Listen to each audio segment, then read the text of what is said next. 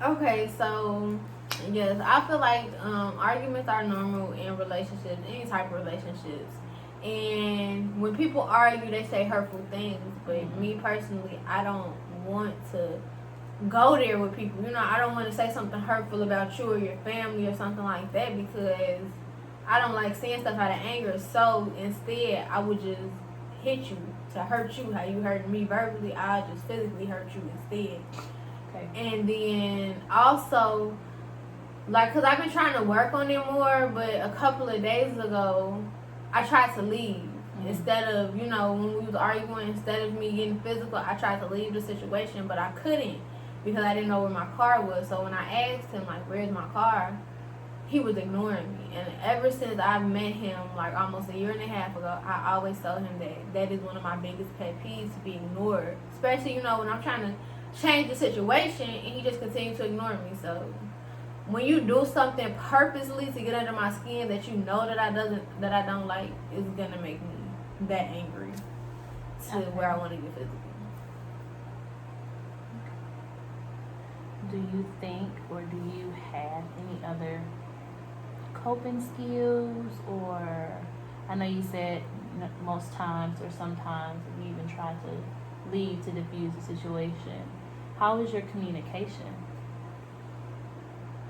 When I'm mad, poor. When I'm mad, I feel like regularly before I get, because it takes a lot to get me mad. I don't just get mad quickly. So I can be irritated, but I won't be mad, and I'll try and talk things out like that.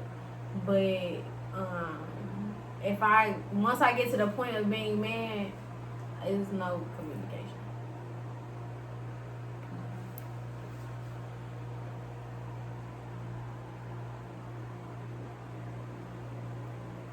Do you have any things that you do to calm you down when you are upset? Currently, no. And it's been getting kind of worse. Like, I've been having anxiety attacks if I get too worked up. So if I do get to that point, because I have a hard time calming myself down, then I will call my sisters usually, or I have a really close friend and he helps me out. We talk often, and I'll call him and they'll relax me. At that point, I'll go to sleep and I'll clear my head and think about it. But besides that, I don't really know how else to, when I'm getting in a moment and if we're in the middle of argument or something like that, I don't know how to calm myself down. Okay. So what would you like the outcome of this session to be? What can I do to help you kind of maintain or handle or deal with your anger better? I want to know if you can help me or if you have any ideas of things that I would be able to do to calm myself down in the moment, because I just don't even want to get to that point of anger to where I feel like things need to get physical, and that's what I'm trying to avoid. So I can say one goal, I think it's safe to say, is to develop coping skills. Yes. Right? You want to develop coping skills so that you are better prepared to deal with your anger. Yes. So that is a goal.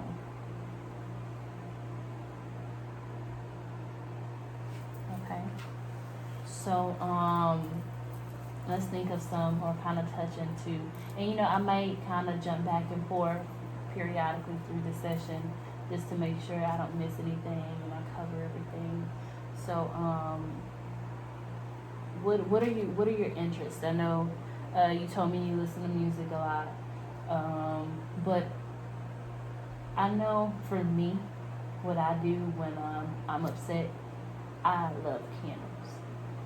So I like candles a lot because just the thought of candles relaxing. Or I write. School, back when I was in school, kind of changed it for me because writing became an assignment instead of something that I wanted to do. That's how I see it. And instead of something that I wanted to do just for fun, because I was always having to do it sometimes. Exactly. Not right. In my free time, I don't think I would. Yeah. So I get that part because that kind of deterred me away from that kind of coping skill. But if I'm not writing, I'm drawing or coloring.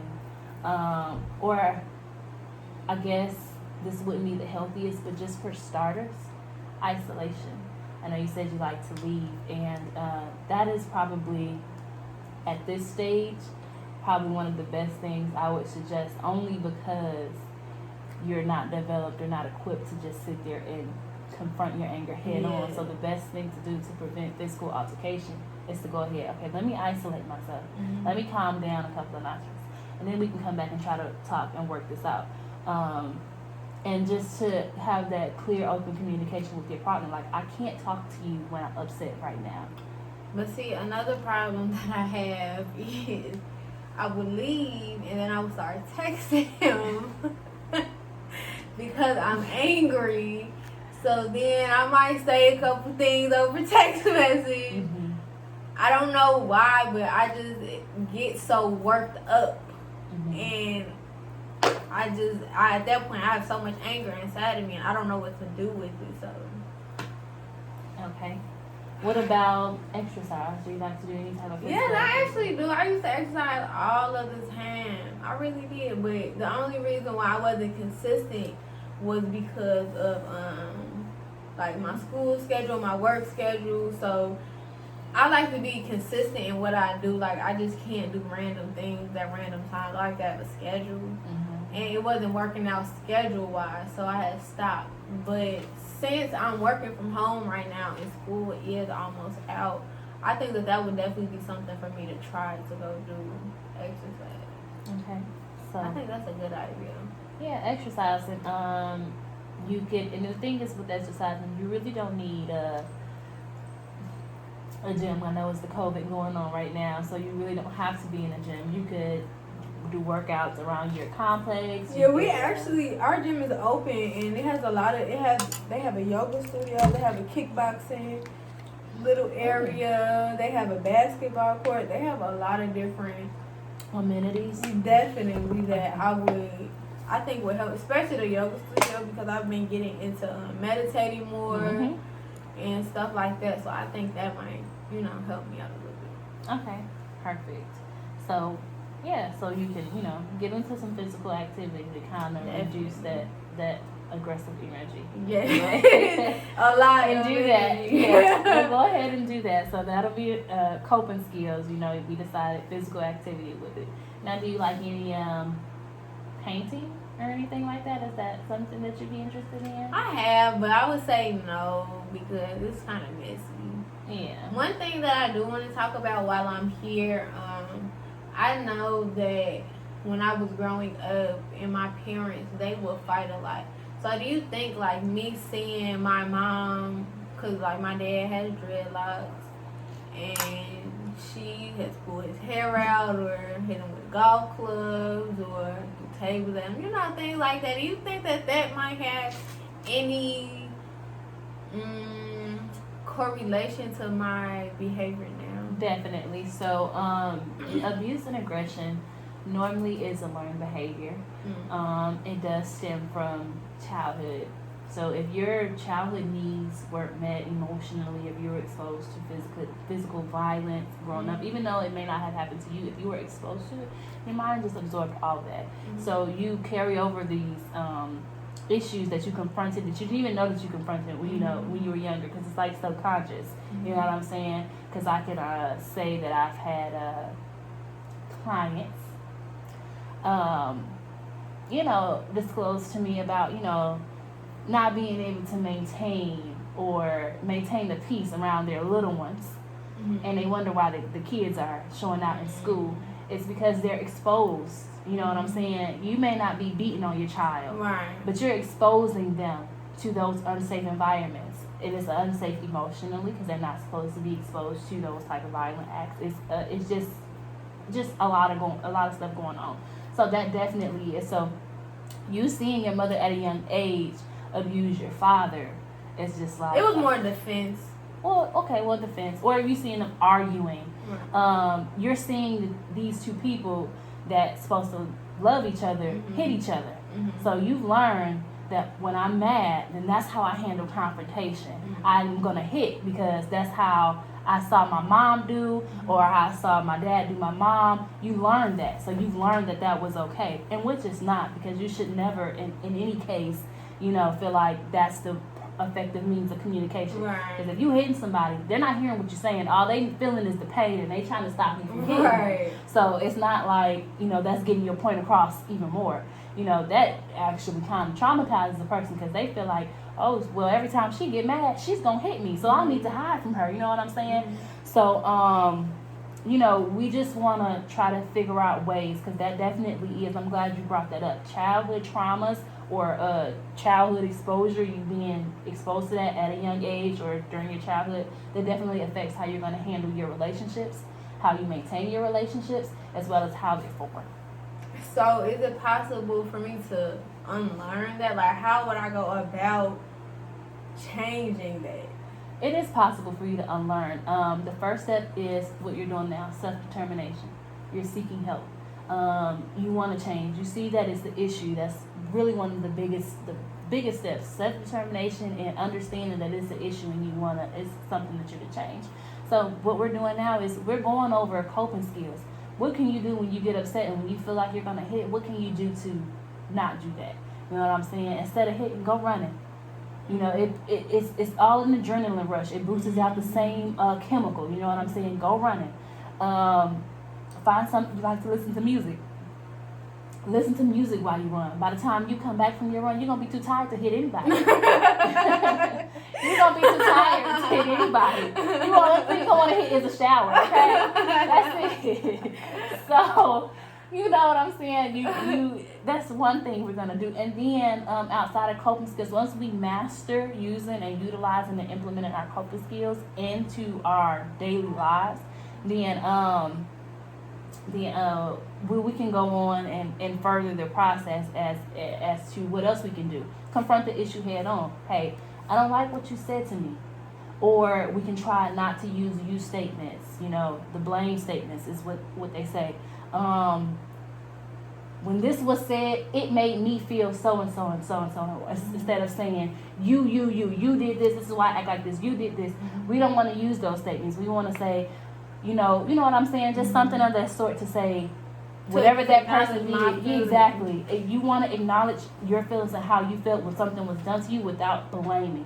I took this certain way because of so and so and so. That's good. I do have a problem with that. So that's another thing. But it's going to be baby steps. Right now, we're trying to find coping skills. What can we do to prevent me from hitting you? I need to walk away before I hit you. I need to go run before I hit you. I need to call my friend before I hit you, because if it keeps going on, it's going to escalate and I'm going to hit you. So we need to just go ahead and separate for a minute. And on don't let it get to a point where it's just extremely out of control. You know what I'm saying? You try to de-escalate before it's even escalated. You try to have effective communication at the first stage. You know what I'm saying? When you notice it's the issue, hey, come here, let me talk to you for a minute. Yeah, and I feel like not to place blame at all, because it's arguments are between two people. A problem that I have is sometimes, like, there's been times where I would just have told him, like, okay, let's just cut the situation off now before it gets any farther. But he'll keep talking. And then my anger just builds. As he talks, my anger builds. And I get mad. And I think that is something, and I can't control him talking. I can't make him stop talking. I can't. If he wants to keep talking, I have to work on controlling my anger even when he talks. But it's like, I don't know. Like, it's like he's not working with me sometimes. But that's the situation. I understand that's the situation, because you're right. You can't control other people's actions, especially if somebody is enticing you, or they are instigating or trying to provoke you. That's the word, provoke. That's how I feel. Provoke. That's where you would insert right there one of your coping skills. Okay. I gotta go, because this is not good for me, and you are provoking me, and you trying to get this reaction that you know that it's not healthy for either one of us, because in the end you're gonna be the one that's gonna be hit. So let's just go ahead and I have to go right now. And that's where you insert a coping skill. Go exercise, go run. By the time you get back, his talk, you're gonna be so tired, girl. His talking is just gonna be like, okay, Right. And if he's still mad after a 20-25 minute run, he needs to be here too. He needs to be here too. That is definitely something we're gonna work on, implementing coping skills. This is what we're gonna work on our first session. So you said you met him about a year ago. How was it in the beginning? So I started talking to him when I was in Chicago. I was at home for the summertime, and I used to see him at school all the time. And so he's from Chicago with you? No, okay. He was in Atlanta. I was in Chicago. He's from Memphis, but he goes to Clark, Atlanta. Okay. He was out here living in the summertime, and I was at home. And somehow we started talking through social media, and that was how we had started talking. At that time, I didn't take things very seriously just because we were 700 miles away, but we were still talking often. And as soon as I had moved into my apartment, the beginning of my junior year, so 2019, we would see together every day at that point, like literally inseparable. Like he would always come over. I think that things were different because, of course, we might disagree or it might be an argument, but he would go back to his apartment. Yes, okay. So you think your own space played a role. And when my lease was up, so what happened was he ended up, when the COVID happened, he stopped working. He couldn't get his unemployment. So he couldn't renew his lease at his apartment. So he had ended up going back to Memphis. And we were both sad because it was on the day of my birthday, actually. He had to go back to Memphis. We were both sad, of course, and I was like, just come back and stay with me. Things were going pretty good, and once I was looking for, at first he was looking for a place, but it was just kind of like, I know that wherever I go, you're going to come there every night, or I'm going to be with you every night, so what's really the purpose of us paying for 2 different rents when we can go in on one, because we're going to be together every day. And he was telling me that I should really get like a 2-bedroom for space-wise, because we're going to have arguments and we're going to need space. I didn't want the 2-bedroom because I didn't really see the purpose of it at the time. And now I kind of wish that I got it for space. But I think that does play a part in it. Also, right now in our apartment, we don't have a couch.